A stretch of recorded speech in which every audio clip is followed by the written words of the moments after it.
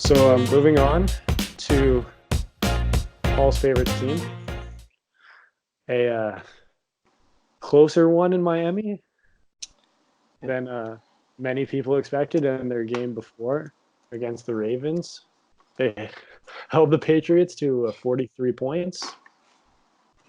Honestly, the takeaway from this game, I'm not gonna lie, for the Dolphins before we get into the Patriots, because whatever we're gonna talk about the Dolphins quick because no one talks about the Dolphins because they're a joke. But Yeah, we deserve it. the takeaway for me for the Dolphins is, man, you guys didn't quit. Like you get like the score's a little deceiving because of the two defensive touchdowns. The defense was absolutely, they gave Brady problems all game, as they do every year. The issue is, and this is the real takeaway from this game, don't let anyone tell you it's about the Patriots offense or about Antonio Brown. The takeaway from this game is the Patriots might have the best defense in the NFL. Like, the Dolphins had the ball to end the game, and the Patriots were playing as hard as they were in the first possession. Yeah. I don't know where that comes from, that human mentality. I know I don't have it. I wish I did, but I don't have it, where you're up 43-0 and you're still trying to kill the guy across from you. That's crazy. That's just next level. But I don't know who's scoring a touchdown on this team. I mean, this Patriots team, you got to bet on it in information. This is why you got to bet on this Patriots team, because the reason they're so good is the secondary. You can't throw on them, and so even when they go lackadaisical up, their secondary is so good that even when their front seven isn't trying as much and they're not blitzing as much, they still can cover you. So you just can't move the ball on these guys. Like, it's terrifying to watch how good they are. I mean, I'm so excited for them to play the Chiefs, because I'm curious to see how good this defense actually is, because through 2 weeks they look outstanding. And yeah, the Patriots are a really good team this year. Yeah, I agree. I mean, my takeaway from this game as a Miami fan, we played clamps on them in the first half. Then they scored 13 points in the first half on us, which really for Miami I think is a victory. That's big for us. It shows that some of our young guys can actually play some ball against a guy like Tom Brady. There's a culture there of competing. You can see it. And I think obviously this year's not our year. We just got some good draft picks and stuff, and it'll be an interesting next few years down in South Beach. That's for sure. But yeah, the Patriots look good. I mean, yeah, it's fun to talk about Antonio Brown and his kind of first quarter heroics of catching a couple passes on the first drive, which was obviously like kind of scripted, but it was fun to watch him on that team. It looks weird, but it sucks. I mean, the Patriots are a notch better than they were last year, and they won the Super Bowl. Like, they're clearly a notch better, which is just ridiculous. Like, what more can you say? So with that, let's move on to the best team in New York. They hail from Buffalo, the Bills. Paul, I don't know why we didn't put money on this game. I'm mad. This was easily the easiest game to pick by far. Yeah. I don't know how this was a 1.5 point spread. Like, I really don't get it. I mean, like, just damn, man. How did we not put this? Like, I think we should actually, next time we talk about it, we'll remember after and actually make a note to go do it. Because this one was too easy. Yeah. It was scripted. You knew what was happening before the game. I mean, Saquon got his early touchdown. Whoop-de-doo. Have fun with fantasy owners. Congratulations on your garbage touchdown. That means nothing because your team is horrendous. I mean, honestly, the best news about this game, it didn't come out until today. We're recording it on Tuesday, that Eli Manning is done for the year. I'm assuming he's done, because they're benching him for Daniel Jones. Yeah. Ideally, he's done for the year, because Danny Dimes is going to get a shot. And I mean, I would say thank God they finally figured it out, but I can't believe it took this long. I thought it was going to take longer, honestly. But I mean, man, 1.5 point spread. What was that? The Bills are a way better team. Yeah, I think the Bills got disrespected on that one. I really think that they are a legit team this year. They're going to be a legit team in the years coming. The Bills are a legit playoff threat this year with all the injuries to the Jets and the Steelers. I mean, how can you not look at the Bills as a legit threat to make the playoffs now? Yeah, they are kind of taking Miami's role of being that 500, just above 500 team that's knocking on the door of the playoffs, but they're better than Miami has been the past few years. So I think they could actually possibly get in. Josh Allen, good quarterback, shows he can throw the ball, but he can also run the ball. He's not afraid of really anything, it looks like. But yeah, like you said, Daniel Jones coming in, I think is the biggest takeaway for the Giants from this. Like, Eli Manning is done.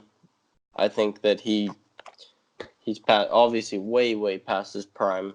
Time to bring in a new guy. Let's see what he can do. Their season's already over at 0-2,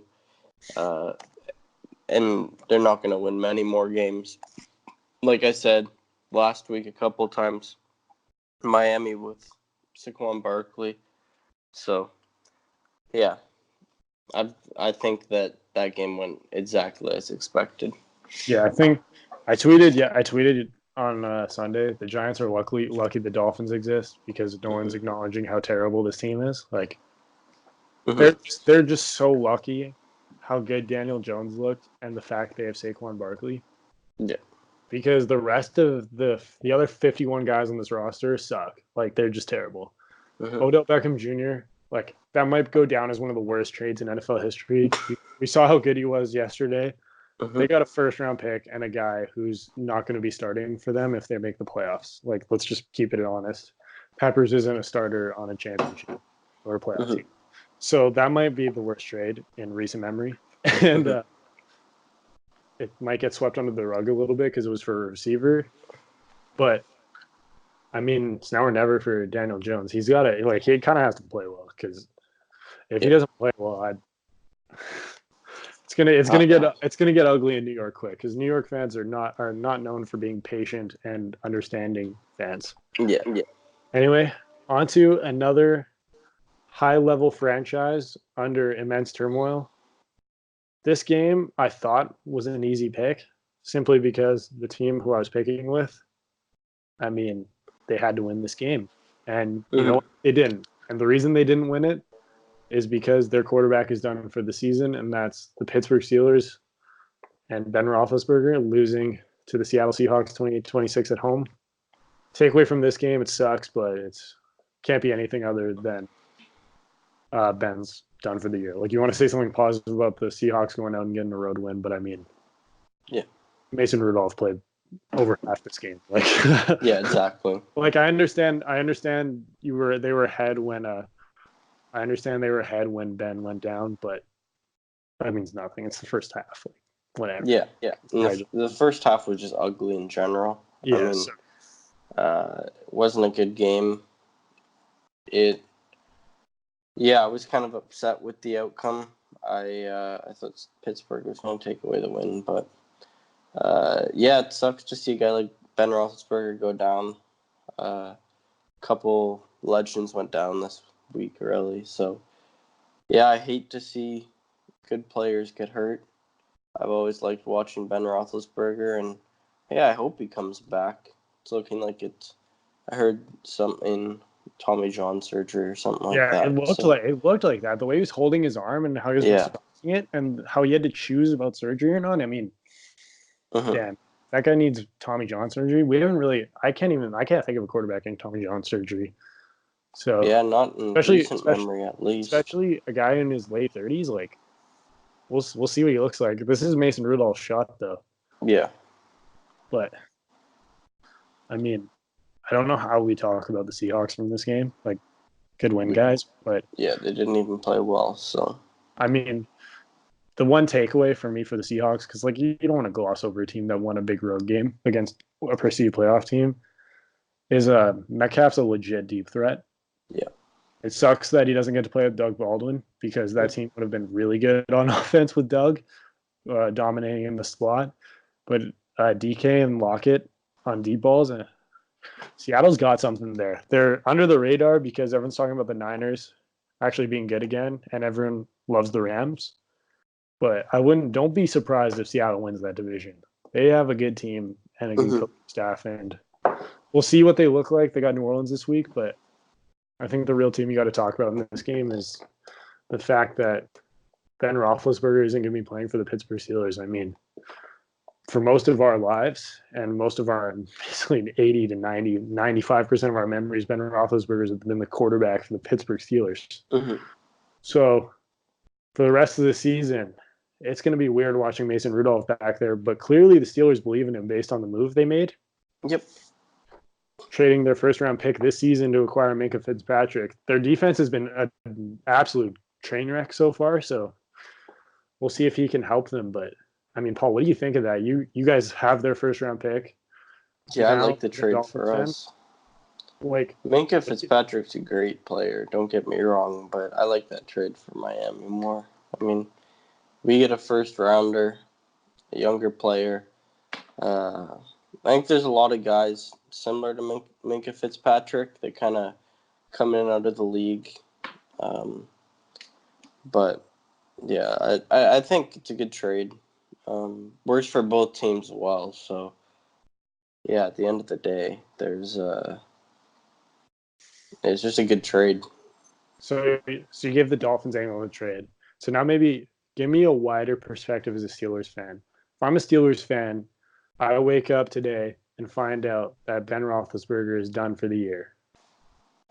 Talk me off the cliff. Like, why am I still watching Pittsburgh Steelers football for the rest of the year? Why should I believe Mason Rudolph is going to at least make this team a competitive enough football team that this trade's not going to be a disaster? Like, yeah, that's a tough one.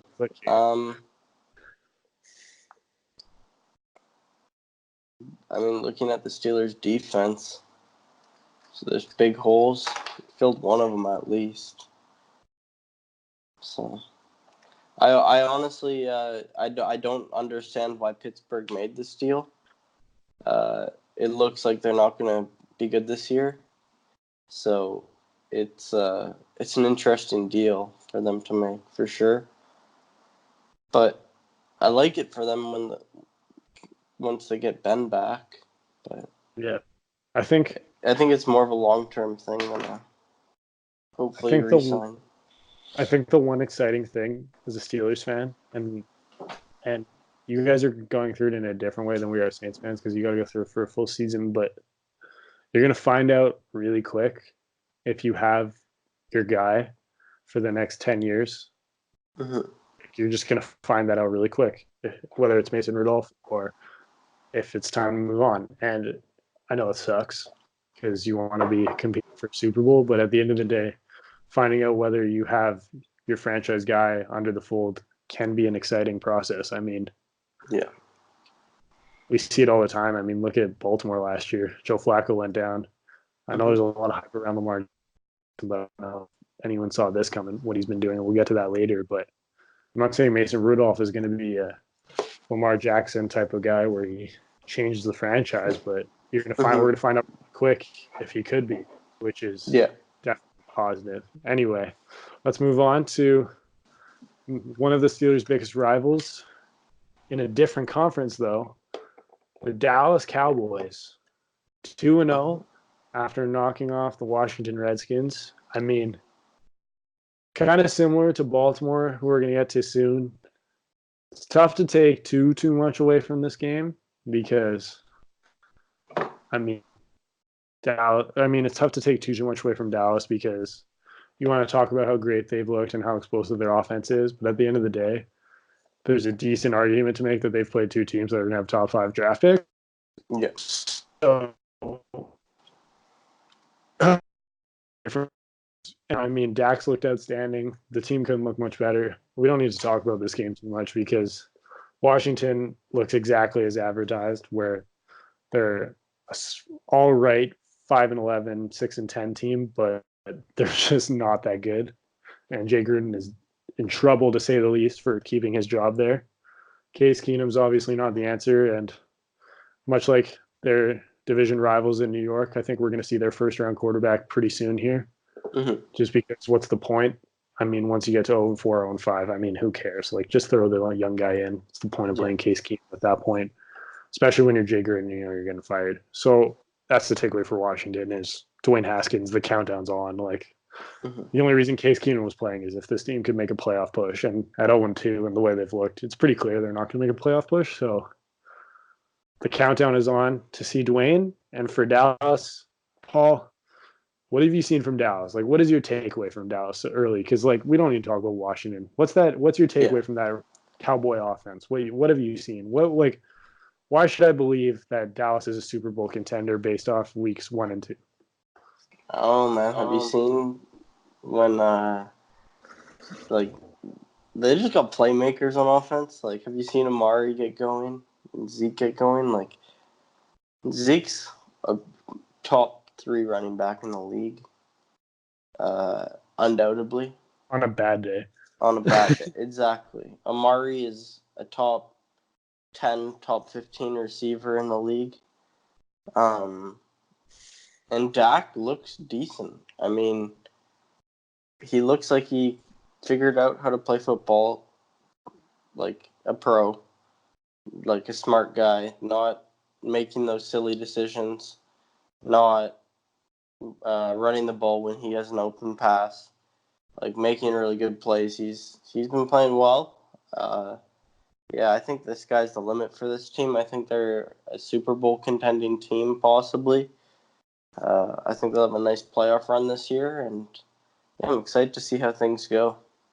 I mean, say what you want about Dak, but it's pretty undeniable how he keeps getting better. Exactly. I mean, you can say everything about how he looked in years 1, 2, and 3. The year where Zeke was suspended, in the middle of those 2 years where he looked really good, but the 1 year he didn't look great until they traded for Amari. So how good is Dak really? Well, all I know is every time I watch him now, he looks unbelievable. And if I'm him, I'm signing that contract yesterday because he's no matter how well he plays this year, unless he somehow is going to go win the MVP. And at this point, who knows? Because he keeps getting a lot better than I thought he was going to get. But I mean, man, sign that contract now, Dak, because you're looking as good as you can, and you're stealing Jerry's money every time you play these terrible teams. Actually, you know what? You know what, Dak? Hold off 1 more week because you got the big bad Finns coming to town, and play those guys, and then sign that contract because he'll probably be the highest paid player in NFL history after that. play those guys, and then go talk to Jerry. Yeah, Jerry doesn't need to know how good you're playing against. You're just playing who's lining up in front of you every week. There doesn't need to be any contacts. You're just playing against who lines up against you every week. So like, wait till you line up against the guys from Miami. Play those guys, and then go hang out with Jerry. Go talk to Jerry. go drop 50 on Miami, and then go like, hey, how's it going, man? We'll see. We'll see.